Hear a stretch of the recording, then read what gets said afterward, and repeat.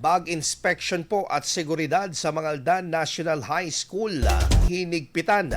Para sa balitang yan, kasama natin Idol Kate Dispo. 0.7 IFM Report.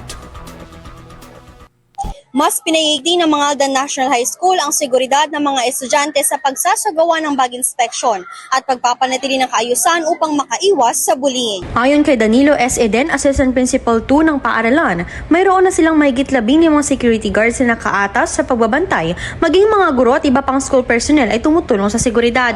Ang monitoring po natin ay consistent tayo. Everyday po, tuloy-tuloy yung pag-inspect sa mga bags ng mga mag-aaral natin. At tayo po din ay sumusunod sa patakaran ng DepEd. Ginagawa po natin ito para mapanatili ang seguridad, kaayusan, at para sa lahat. Hindi lang po sa ating mga estudyante, kundi para rin po sa ating mga kaguruhan. Halos 8,000 din umano ang populasyon ng kanilang mag-aaral, kaya kinakailangan ng pagtutulungan upang maisagawa ng maayos ang inspeksyon.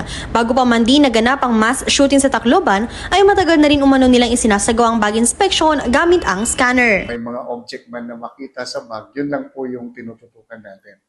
At umiiwas din po tayo sa mga bagay-bagay na hindi po akma. So, pinoprotektahan din po natin ang karapatan ng mga mag-aaral. Madalas umano nakukumpiska ang brass knuckles, alak na inyalagay sa tumbler, sigarilyo, gunting, at iba pang matutulis na bagay na siyang agad na itina-turn over sa guidance office, habang pinatatawag naman ang mga magulang ng mga sangkot sa estudyante. Mula nung inumpisan po natin, nabawasan. And in fact, kakaunti na po yung nagdadala ng mga pointed object. May mga barangay tanod at mga pulis din ang nakaantabay sa pedestrian lane at sa pagpapanatili ng kaayos sa trapiko sa harap ng paaralan. Ayon naman sa ilang estudyante, malaking tulong ang mahigpit na bag inspection at iba pa yung pinatutupad na lituntunin ng paaralan dahil nabawasan nito ang kaso ng bullying at pagdadala ng ipinagbabawal na gamit. Okay naman po yung bag inspection kasi po para naman po sa kabutihan ng mga estudyante para naman po sa nakakarami para safe po yung school. Okay naman po yung pag-expansion nila ng bag.